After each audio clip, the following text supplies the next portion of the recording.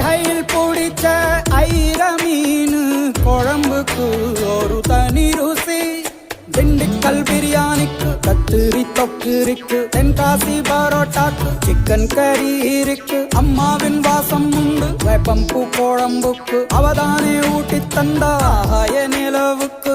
உணவிலே ஒரு உறவு இருக்குது. உள்ளுக்குள்ளே ஒரு கவிதை பிறக்குது. போறப்புத்தான் அத நினைச்சுத்தான் இந்த போறப்புத்தான் நல்லா ருசிச்சு சாப்பிட கிடைச்சது.